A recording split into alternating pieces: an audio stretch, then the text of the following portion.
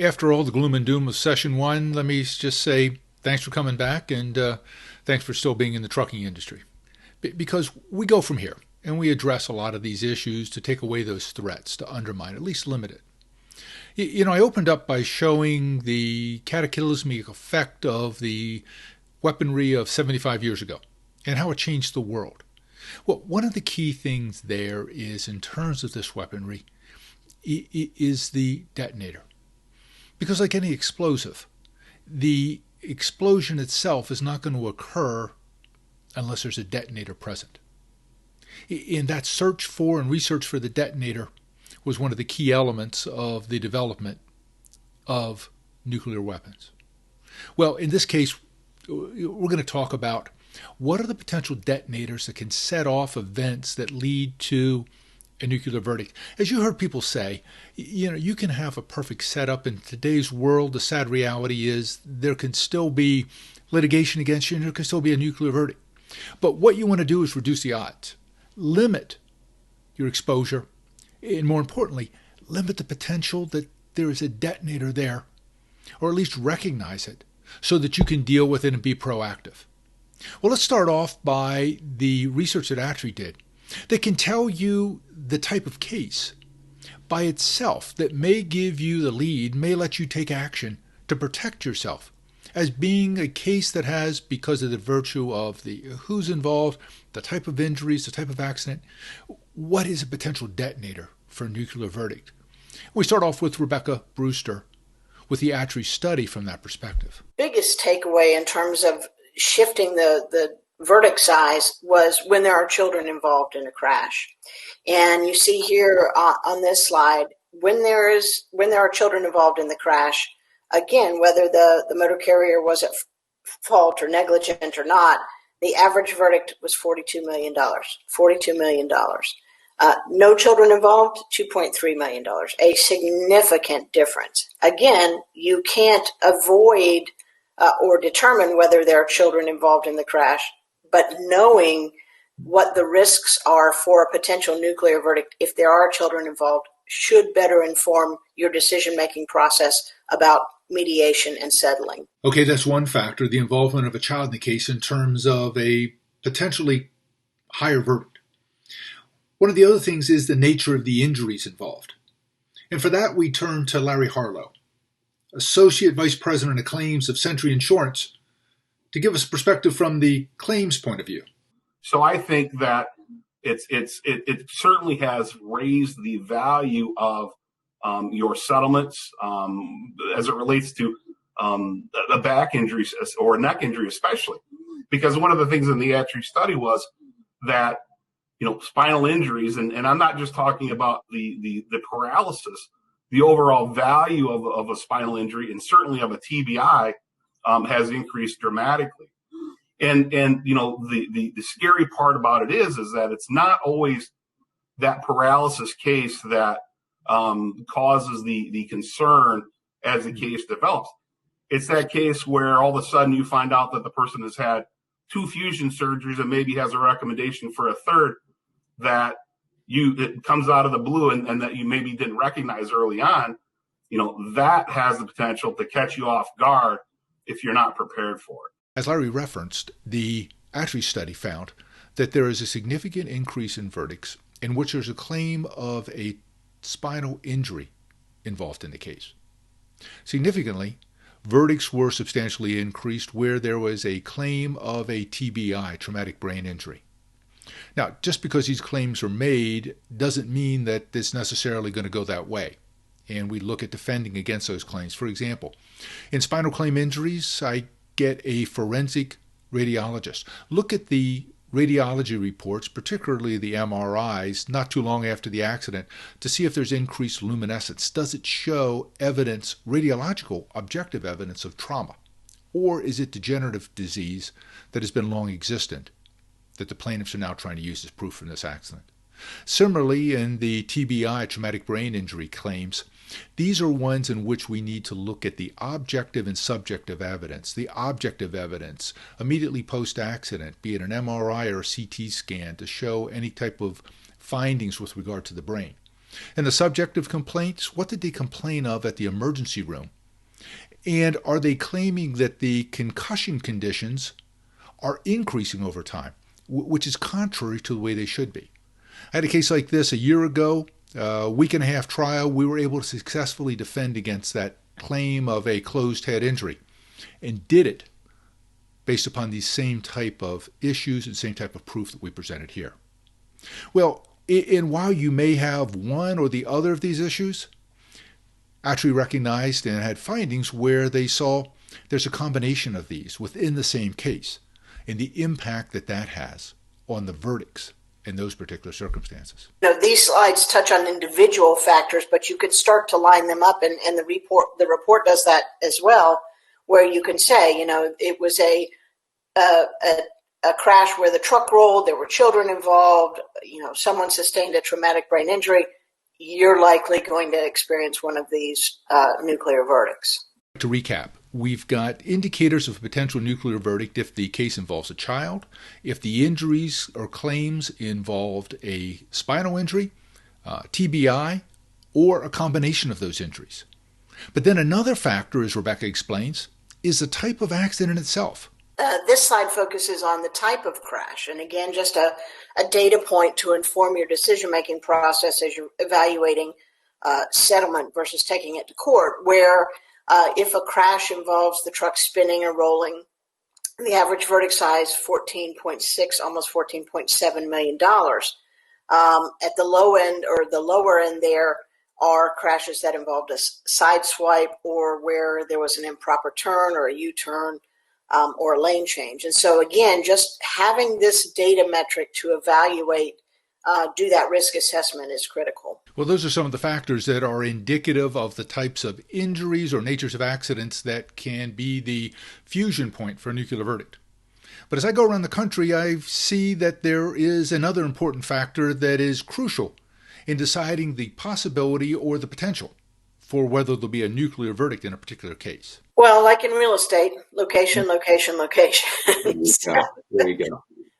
Where you try that case makes a difference. And so this represents the percentage of verdicts that went to the plaintiff in the states where we had data in our litigation database. And so the darker the state, the higher the percentage of those verdicts went in favor of the plaintiff. Whereas, for instance, in Alabama, less than 8% of those verdicts went in favor of the plaintiff. And so it just, is representative of how the industry overall is viewed. And I think that's a very important piece in the state, and understanding sort of the litigation environment that you're going into based on this data. Well, in addition to the geography involved, it is the courts within that geography, the choice between state and federal courts. Many times the preference is for federal courts. In those cases, you need either a federal question, case involving a federal question, or diversity of citizenship, people from different states where the amount at issue is at least $75,000. Well, Rebecca tells us what ATRI's findings were with regard to the choice between those two venues. We talk in the report also about the potential for litigating these cases at the state level versus in the federal court system, and the value of doing so when you're able to. Again, because in certain states, based on the litigation environment in that state, the deck is often stacked against you going into it before you've done any of your risk assessment or anything else. So where don't you want to be? Where are those locations that are least favorable to defendants in general and have the most potential for a nuclear verdict? Well, I spoke with Lauren Sheets-Jarrow. She's director and counsel with the American Tort Reform Association. Why did I speak to her? Because the American Tort Reform Association every year comes out with a list of judicial hellholes. The places that they determine are the most unfavorable for defendants. Lauren tells us, how do they make that selection? These are places where judges are allowing either novel theories of liability to be pursued by the plaintiff's attorneys, or they're allowing liability expansion at rapid rates. We see a high rate of nuclear verdicts or excessive verdicts, in the hundreds of millions of dollars. And the plaintiff's bar is very familiar with these hellholes. They often have low barriers of entry. They have low standards for expert evidence. They allow plaintiffs from all over the country to file. So often venue reform is lacking. Personal jurisdiction decisions are very, again, low barriers. So the plaintiffs' lawyers flock to these jurisdictions to file their lawsuits. They're known for their high awards and their plaintiff-friendly rulings. Those are the qualities that they look for, if you want to call them qualities. And these are the winners. I mean, if you want to call them winners, but here are the places. So this is the 2019-2020 list. We have several perennial hellholes on there. This was released last December and is what we have been focusing on for this year. Our new list will be released on December 8th. And we did have a few newcomers last year, and including a new number one judicial hellhole, which is, as you can see, the Philadelphia Court of Common Pleas. We won the Super Bowl a few years ago. How did Philadelphia get to the top of the list, Lauren?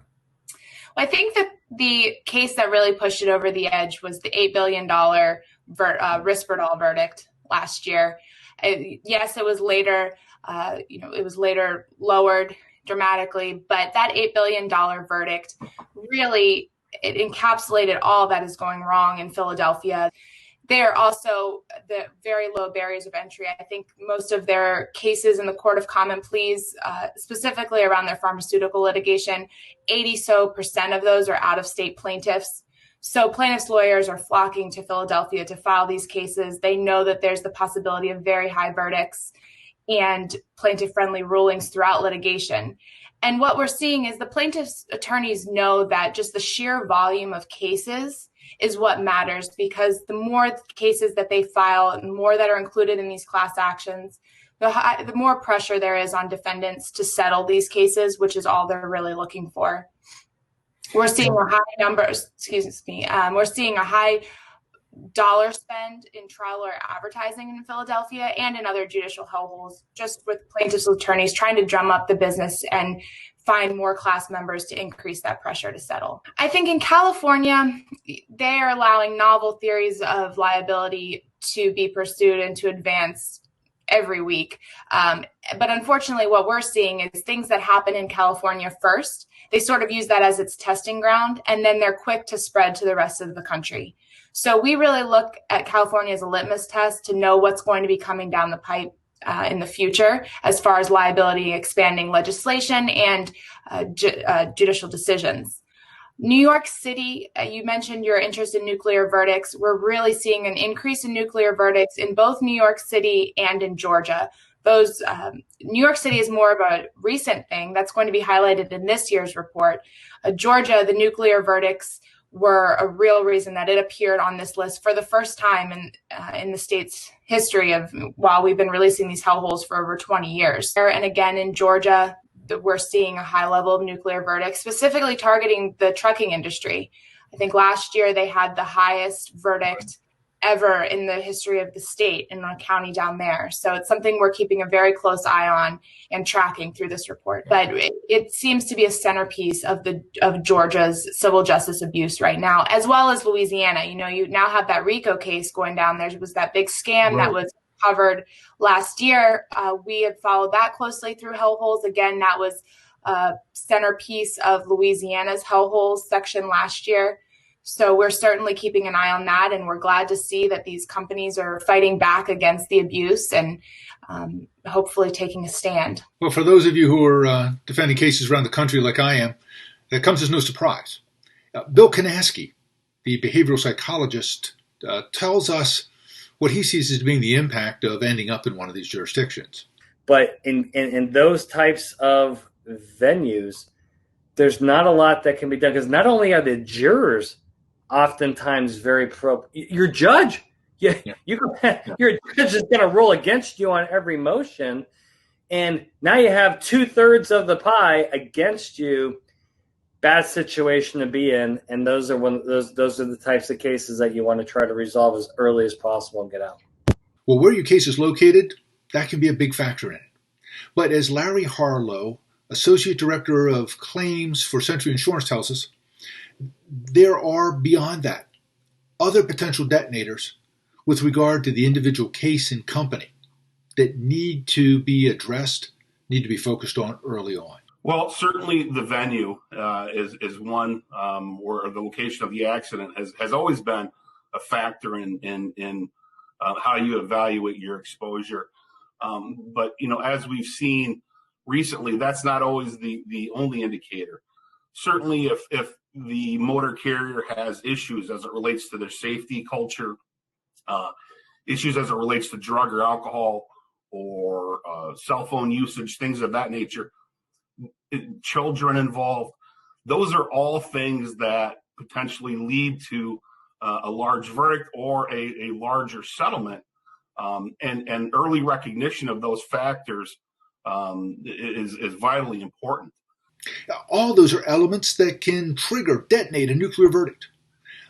But importantly, all of them are things that you can and must know about ahead of time. Be proactive. Find out. Is there an issue with cell phone use? Is there an issue with drug and alcohol? If there is, then be proactive in terms of the case. Don't sit back and wait for the plaintiff to uncover those things or to wait for the plaintiff to take the fight to you.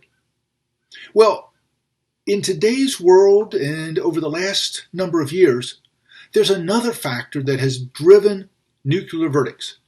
Bob Tyson, who wrote the book Nuclear Verdicts, researched the topic and has done a number of studies in terms of the trials that resulted in them.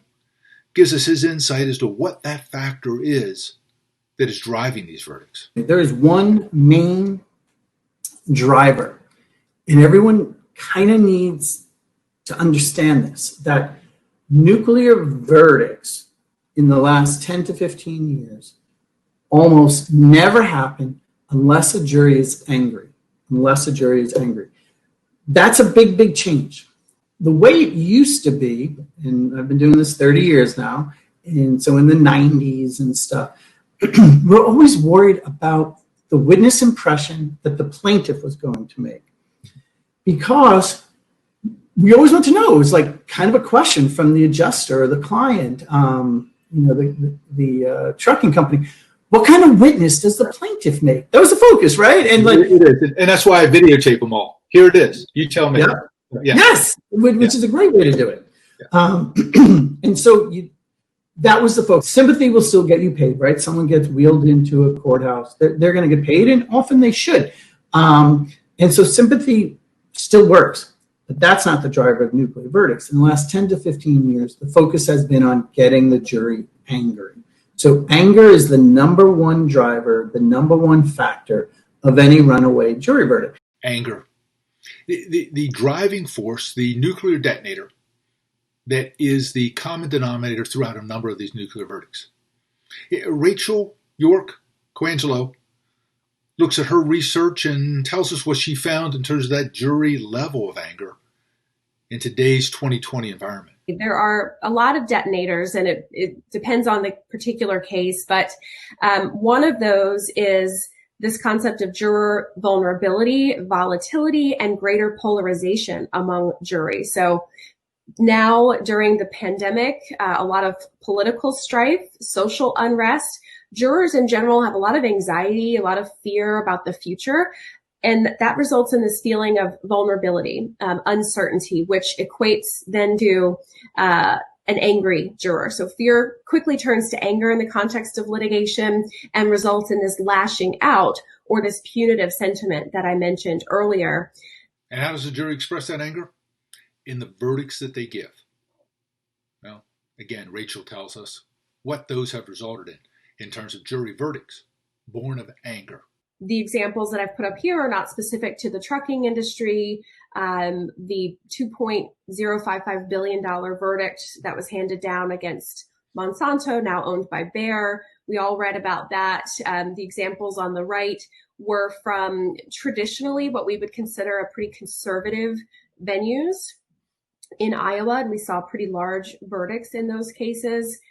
And these are just some additional examples of trucking verdicts in which, again, I think that the jury indicated a sense of anger, wanting to punish and send a message, much more so than compensating the particular plaintiff or plaintiffs involved in these cases. All right, so if anger is the primary detonator of a nuclear verdict, where do the plaintiffs turn to find the fuel to trigger the chain reaction that's going to result in that nuclear verdict based on anger? Because remember, they've changed the way they try lawsuits. They're not focused on their client, they're focused on our clients. So we need to address that. You, the client, need to be challenging your defense lawyers. Like, hey, what kind of witness impression do you think my guy is going to make? And what can we do to help my guy? Because I understand now in the last 15 years, they've changed the way they try lawsuits. They're focused on our guy. So how can I help you, defense counsel? And this is the good news. Okay, you've been looking for that in the, 4 hours that you've been sitting for this session? Through verdicts and things out of your control, this is in our control. We have the ability to address this factor and get ahead of it, do something about it, and turn it into a positive. Because if we don't, Bill Kanaski tells us. And number one on that list, and it's a reason for number one, because it's by far the number one predictor of not just verdicts, but damages, is the quality of the witness testimony from the defendant. Number one predictor of verdict and damages, which is why I'm so busy preparing witnesses every week for deposition and trial testimony. And I think one of the factors that's really played into this is the fact, especially over the last 20 years, is the number of particularly with corporate rep, but just any defendant fact witness, the number of these depositions that have been videotaped and then used in the courtroom, 2 years later, can have devastating effects, number one. But then just the live testimony, and what the plaintiff bar has done very well is learn how to completely take advantage and manipulate witnesses and get them into more of these kind of fight or flight response patterns. And juries don't like that crap. They really, really don't, Doug. And so if and expert witnesses on most cases, they kind of cancel each other out because they're all hired guns. Everybody knows it, but the fact witnesses were there. So the problem witnesses for defendants really seal the deal very quickly on liability. And then we start talking about nuclear verdicts, the more dislikable these people are, and the lack of trust, the lack of believability, some sense of sliminess even perhaps. This is what gets juries really out of control with those dollar figures. And so that's really the top factor pushing this, which, by the way, highly preventable and highly controllable. Larry Harlow, the Associate Director of Claims for Century Insurance, he sees this importance of witness preparation from the claim side as well. And I think one of the biggest things that I found over the years is, as an industry and as a defendant, typically, we don't necessarily prepare deponents as well as we should. I think that's one of the key things, especially when you're talking with about a safety consultant or the safety manager. Making sure that we're doing a very good job in preparing them for that deposition, because as we know, you can be the most confident person in the world and feel like you're the best communicator, but when you're sitting on the other side of the table being deposed, It is very difficult. And for somebody that has never done that before, or for someone that really never has an opportunity to engage in that sort of dialogue, making sure that they're prepared and making sure that they know how to answer those questions, I think is vitally important. Because oftentimes, like I said, that safety culture or what that perceived lack of safety can really drive the verdict or drive a settlement in a case. Yeah, I'm going to hop in here because this is one of the things I feel most strongly about. I think it's one of the keys to the success at trial in these matters. Preparation of a witness is one of the key, if not the key aspects. And more importantly, it's not a matter of getting them ready for trial. It's a matter of getting them ready before the deposition. Because as we know, 95 to 98% of these cases don't go to trial. They get settled. And if the deposition doesn't go well, the settlement's not going to go well. The need to prepare them for the deposition is also because if we do go to trial, if they testify differently, their biggest asset, their credibility is shot. And they can explain it, but how does that look when you got to explain something? Here's the deal. Determine early on who is going to be your key witness. Usually it's the driver involved in the accident and almost always one of the safety officials. Let's meet with them early. Both of them, the driver, the safety official, make sure they have all the information they need. And one of the other things is the attorney can't just meet with them a couple hours before the deposition. And my belief is you got to meet with them at least a couple times.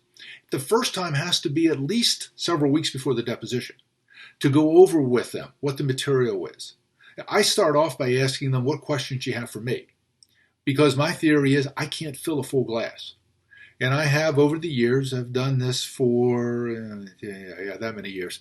I have seen the driver sitting there, and when I get done with my spiel, I know back in the day that they hadn't tuned in because they had questions of their own.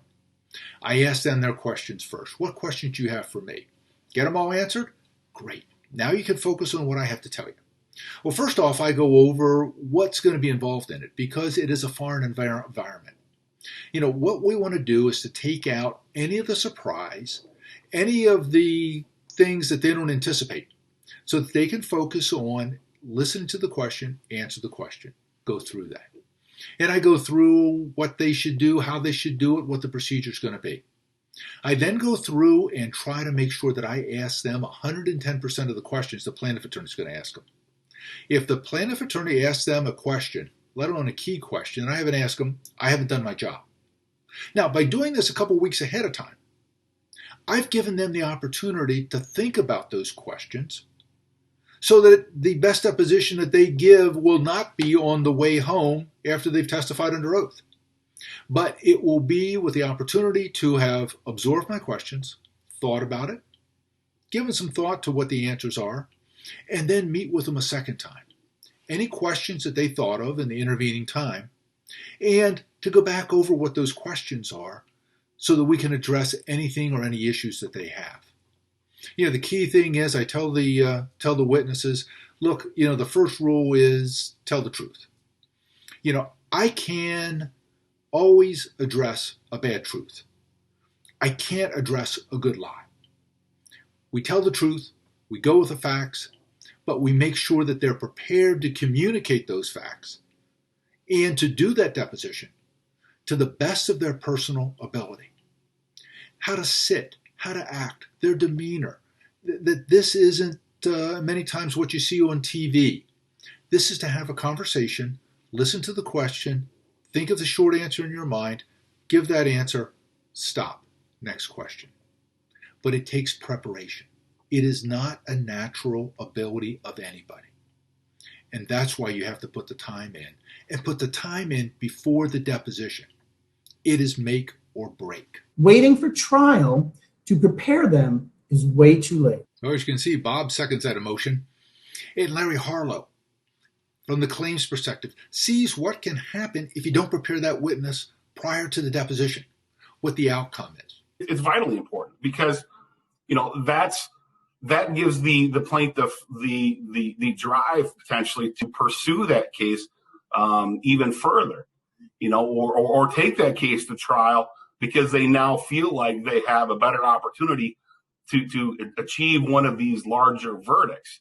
So that preparation, and I mean, honestly, that preparation should take place before you're deposed. And that goes to, providing the discovery responses and providing the documents that are necessary as you proceed in defending this case.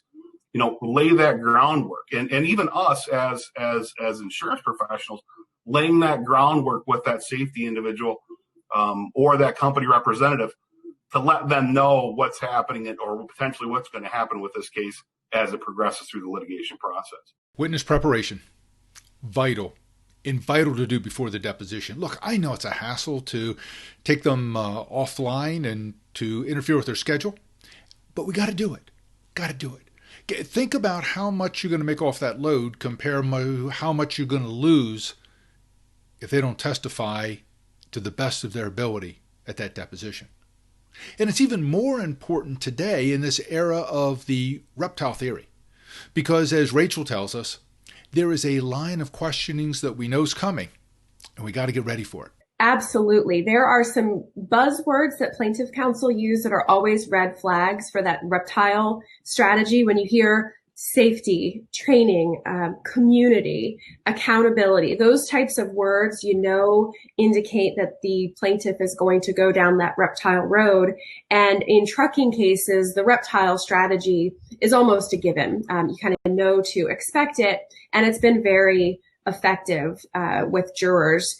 And as behavioral psychologist Bill Kanaski tells us, it's not just the words that are expressed, but it's how it's presented by the witness. It's less content. It's more of the, it's more of the, so you got your demeanor, which is just the body language, the professionalism. You would think, you tell any witness, hey, be professional in front of the jury. Well, if you're particularly if you're a witness that's never testified before, and you're going into a foreign land, which is a courtroom, you're nervous, you're anxious, maybe you're frustrated for being there. And a lot of that demeanor can really go south pretty quickly because of the emotional side of this. So that's definitely a factor. I think the number one variable, though, is emotion. Again, back to fight or flight. Witnesses will become very defensive and argumentative, if not evasive. Huge turnoff to a jury, right? Or on the other end, they do the opposite. They, rather than arguing and fighting, they go, okay, all right, I'll say anything to get out of this chair right now. They'll admit to the Kennedy assassination to get out. And so the emotional aspect is the number one factor I deal with witnesses, but that is really what's driving the poor testimony. Well, it's not just what the witness says, but it's how they say it. Think about it. You're in a jury, never met the witness before in your life. It is how that witness comes across, not just what they say, but how they say it, that's going to be a key factor in determining their credibility. We've got to be prepared ahead of time. Let me diverge for a second. A little inside baseball bonus material here. One that people sometimes roll their eyes at, but I've been doing this for 112 years. One of the key factors for a witness is blood sugar. They've got to keep their blood sugar up. Whether it's you, your safety director, your driver, make sure that their blood sugar level's up. Because if it's not, as Bill said, they'll admit to or confess to anything just so they get out of the deposition or just so they end it and or get off the stand. Keep the blood sugar up. Bonus material. Okay. It's not just what is said, but it's who says it. Rachel York Colangelo tells us about the importance of who you select as the witness, the face of the corporation, when you put them before that deposition or ultimately that jury. So sometimes misidentification of a corporate representative or perhaps testimony from a corporate rep that doesn't satisfy what the jury wanted to hear. And that feeds into this anti-corporate bias, this idea that corporations put profits over safety, they put profits over people, and sometimes the corporate rep, things that they testify to can feed right into that. So what do you have to consider when you choose the face of the company, the person who's going to testify on your behalf as the corporate rep? Well, let's see what Rachel has to say. People have expectations about, if you're the corporate representative, things that you should know and things that you should be able to speak to. And sometimes when a corporate rep is too high up the corporate ladder, if you will, they don't necessarily know the ins and outs of everything. And the jurors would rather hear from someone with boots on the ground who can really speak to the factors that influenced a given incident. So what they hear from that corporate representative is not, this isn't my purview. They hear, well, I don't really care. And that can set them off and result in this anger, which drives these huge verdicts. Okay, the testimony of a witness, how they present it, what they say, that can be a catalyst to set off this chain reaction of anger. But there are other factors that need to be considered and thought of ahead of time. Well, it's not, well, I mean, you have your obvious variables, Right. Catastrophic injury, right? Death, particularly something that's gotten a lot of media attention. Right. I think, and by the way, people die. There are accidents every hour in this country. That's not the major. But it is more the egregious conduct stuff that you better get ahead of. But often what gets a jury angry, it's often not in a personal injury or a products arena or trucking. It's often not the accident itself. So keep that in mind. Like they use the product wrong, or in the trucking, it often has very little to do with whether the light was red or green. So it has to do with something that happened before the accident. It could be how the truck driver responded after the accident. That's what's going to get a jury angry. Litigation today, we have the added element of video. I mean, we have the in-cab cameras that are in your vehicles, but there's more than that. The video from surrounding us, be some surveillance cameras to Ring doorbells. I mean, I've had videos captured by a warehouse on the corner where the accident occurred to a passing Uber driver in downtown Manhattan that captured a pedestrian walking in front of our truck against the light. It is one of the first things I do after an accident is for the independent adjuster to do a canvass of the area. Are there any cameras out there? Can we get the video? And if we can't, take the police there. Have them lock it down so we can preserve it later. Does it work? An accident a number of years ago in which our truck was going through on a green light was struck by a police officer in a high-speed chase, but had not put his lights on until just instance before the accident. We got the state police to lock down that video that our independent adjuster identified that night. Suit was filed. By that time, they had more than $1 million comp lien. And we turned the video over after we subpoenaed it from the state police. To the credit of the plaintiffs in that case, they dropped it flat out when the video is preserved. This is something, an expectation, a reaction in the juries with regard to that video that is carried over from what we have and see outside of the courtroom and in society today, as Bill Kanaski explains. I put on the news, and the only thing I see is video trying to get voters upset. Which, by the way, who are the voters? Oh, they're your jurors. They're the same damn people. And so anything that has visual stimuli that is controversial, negative, shocking, these are the things. You talk about nuclear verdict. I don't even know what the word above nuclear is. Thermonuclear, I don't know. But I think that's where you see some kind of even crazier than we've seen, is where you have these cases that have video/audio of very bad things happening, which really drives a lot of emotion. That's what you see. And politics is driving this right now, but so is the plaintiff's bar, and it works on both ends. Look, video is going to be impactful. Make sure you're ahead of it. Know about it ahead of time. See what you're dealing with, and then handle the case accordingly.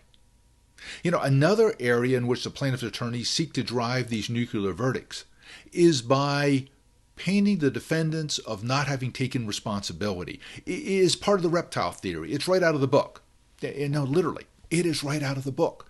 They tell about how to paint the defendants as not accepting responsibility, and because of that, you need to send them a message, need to have a large verdict, need to try to paint them as the only way that they will change is by awarding substantial money damages against them. Bob Tyson tells us how we need to deal with that situation in terms of the responsibility question. They're onto it. The plaintiff's bar knows it. So they've created this methodology, assuming we're going to do what we always do. And listen, to your viewers out there who are listening, you may nod your head. Yes, it's important to accept responsibility and all that. But I'm telling you, we fight our own clients all the time. Right. And then we got to fight the plaintiff's lawyers when we try to do it. Want to why? Because they know it works. So how do we diffuse, denuclearize that aspect of the reptile theory? Well, we accept responsibility for that which we are responsible. If it's a rear end accident, we admit negligence. What we want to do is try the case on the plaintiff's claims, not against the allegations against us. Let's focus on their claim of injuries, limitations, economic damages. Let's keep the focus on them. Now, one of the other aspects that often trigger a nuclear verdict, that are the end product, is a failure to properly evaluate the case and evaluate it early on, to determine and know that you're actually dealing with something that is combustible and can be explosive into a nuclear verdict. Bill Kanaski tells his thoughts about that. Wait, how do most companies, particularly insurance companies, figure out the value of their case? They ask the attorney, so what do you think this case is worth? Right. And the attorney goes, well, this case is worth $5 and $10 million. I'm going, hello, where in the world are you getting these numbers from? So another reason why nuclear verdicts happen is really a misassessment, bad assessment choices early, and a lot of hunches about what a case is actually worth, rather than putting the time, energy, and yes, money into jury science to figure out what the case is actually worth. Okay. Improper selection of a witness, a failure to take responsibility, failure to properly appraise the case early on. These are all things that can trigger and result in a nuclear verdict. And while the next topic might not be the trigger, the detonator, it surely can serve as the fuel, medical expenses, medical bills. What will enhance the fallout that comes from that mushroom cloud from the nuclear verdict? Now, we saw earlier that ATA found that the rates of these verdicts are increasing greater than the percentage increase of medical bills throughout society. But we're also finding that these medical bills can be the driver, can be the fuel for the nuclear verdicts and the size of these verdicts to enhance them. They're using the medical field to elevate, exasperate injuries, if there are any. All of a sudden now the treatment that might have costed, a couple of $100 and get, some stitches done or whatever the case may be, now all of a sudden it's turning into soft tissue and getting treated by the pain management people. They're blowing by what used to be the chiropractors and used to be a problem. They're dealing with the pain management people, and the bills are just coming out left and right that are just exasperated. They're unreal. They're not even what's getting paid as far as the medical expenses are concerned. And it's all because of the plaintiff's bar in cahoots with the medical field trying to elevate the cost of the claim. There's we could do a whole separate topic on sort of what's going on in how medical costs are impacting these, and what are we seeing in phantom damages, those that are beyond the actual medical cost. The medical bills are driving the amounts of many of these verdicts. And spoiler alert, during the last session, denuclearization, I'm going to be presenting some thoughts in terms of what you can do to reduce those medical bill costs in the times of litigation. But Rachel York-Coangelo tells us what their research has found as to why these medical bills are such a crucial element of a nuclear verdict in today's pandemic jurors. There's also among juries just this idea about costs of living and costs of healthcare increasing so rapidly. They feel that they have to award these huge sums of money, often more than a plaintiff's expert has even outlined, in order to make sure that this injured plaintiff has enough money to take care of medical needs, which people assume will only get more expensive in the future. Another potential detonator of a nuclear verdict, it's failing to apply or use the resources that are available in order to defend that case, to make key points against the evidence presented by the plaintiff. This is what Rebecca Brewster said that ATA found in that regard.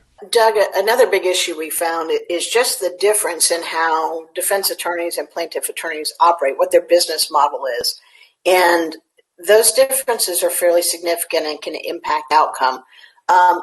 Defense attorneys repeatedly told us how frustrating it is to have to always ask for more resources. Again, it's that cost minimization model. Always go back and ask for more resources to do what you need to do to protect your client. Things like getting the money for an expert witness, which we know is going to have a payoff in reduction of the verdict. You can't short unnecessary experts.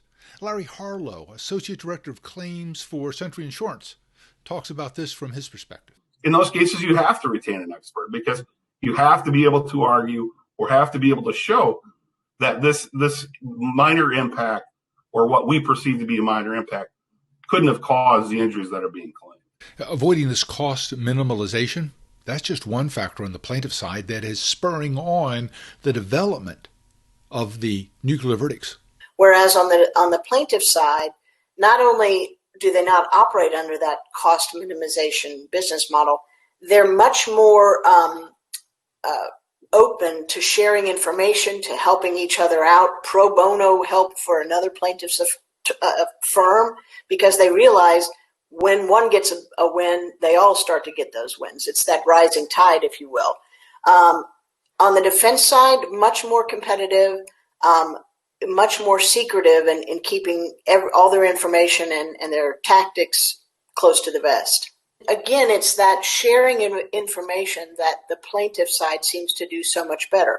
Right. When they come up with a successful model that's outside the box, they share that information with their colleagues because, again, it's that rising tide. Whereas on the defense side, this is how we do it.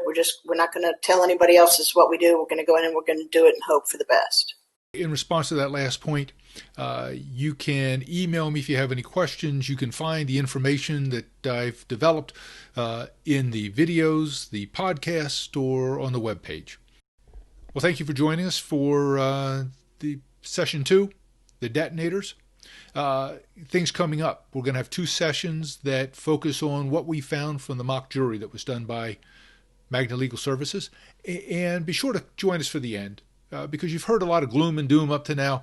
The last program will be a series of things that you can do, that we can take charge of in order to reduce these things. Deal with the bad venues. How can you avoid them? Deal with the medical costs. How can we reduce them? Etc. Thanks. See you then.